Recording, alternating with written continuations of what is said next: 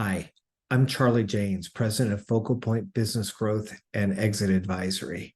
I often have the opportunity to work with businesses at various stages of their existence. And it's not unusual for very successful businesses or teams to stall in certain places. Revenue plateaus for a period of time, or innovation slows down. It's pretty common. So I wanted to introduce a model popularized by UCLA professor Ishak Adidas called the sigmoid curve. A business or a project or a product line all have a common three steps: the learning phase, the growth phase, and a decline phase. And it's pretty inevitable that you'll experience all three.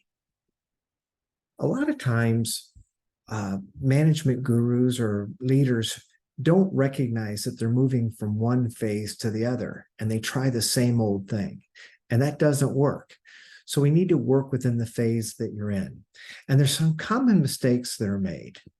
Now, in the learning phase, in the very early days, there's sometimes a euphoria when you get your first couple clients or you get a product out the door, and that's called the honeymoon phase. And I can tell you, I've been through a number of Silicon Valley companies that when we got our first couple clients, we started adding salespeople and spending money. And how often do you hear about businesses, especially in Silicon Valley, running out of money, even with great ideas and brilliant people? So you have to pay attention, and you're looking for a repeatable success formula before you start expanding and trying to scale your business. Now, the other common failure point in the learning phase, though, is the 3 feet from gold, popularized by the famous coach Napoleon Hill. And it's a parable, a story about a man in Australia who bought a gold mine and spent a good amount of 20 years mining it with some success, but at the end of the day, it wasn't worth the trouble, and he gave up and he sold the business. Well, the company that bought it found the biggest gold mine in Australian history about 3 feet away from where he stopped digging.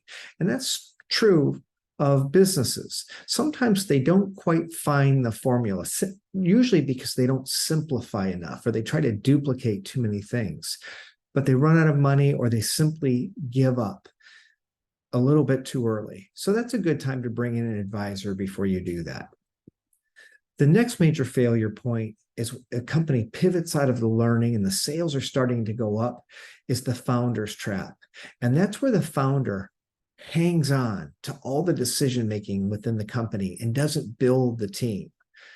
It turns out, according to the Rockefeller habits, that only 3% of businesses ever grow beyond 3 employees or over $1 million in revenue. And this is largely why. So as your business starts scaling, this is really what separates the companies that scale and become profitable and viable, and actually legacy companies that live on after the owner has stepped away. They're ones that can bring in teams and new processes and move to the next level. The opposite of that is the Midas trap. So a lot of times businesses start milking the money, but they don't invest in the future. The challenge here is that when you're successful, you can bet that your competition will emulate you. There will always be a new entrant to the market.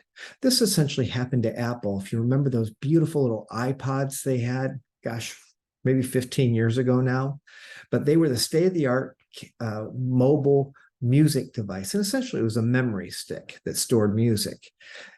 But after a while, Samsung and a lot of international suppliers started imitating Apple, and their sales started going down, and they had to cut prices, and the profit went through the floor. That could have been the end of it, but Apple invested, and I'll tell you a little bit more about that in a second.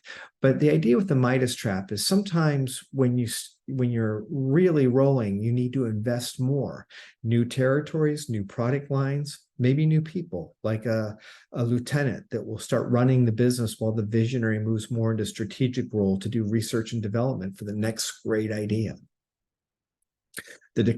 The decline phase is important because on the other side of it is there are just simply times where you have to recognize that your time in the marketplace has passed, and that maybe your product is no longer relevant, but there are specific market seams where you can continue to make money if you cut your expenses back.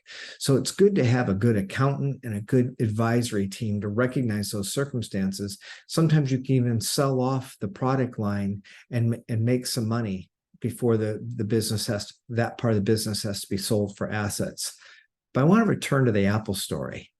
So it's always important to continue to innovate.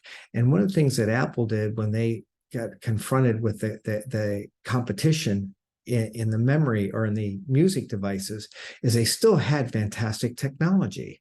So they repatterned the iPod into wait for it, the iPhone. And the rest was history. Apple became the most valuable company in the world, valued at over $1 trillion, simply by going to the next level. So my point with this is simply to say that there are common patterns in business and in life, and it's important to study them. And that is where an outside advisor, like a business coach, can help, is we can see the patterns. We have fresh perspective, and we have tool sets to help you evaluate your situation. So if I can help, please reach out at any time. I'm Charlie James, president of Focal Point Growth and Exit Advisory. I hope this was helpful. If you have any other ideas for talk, let me know.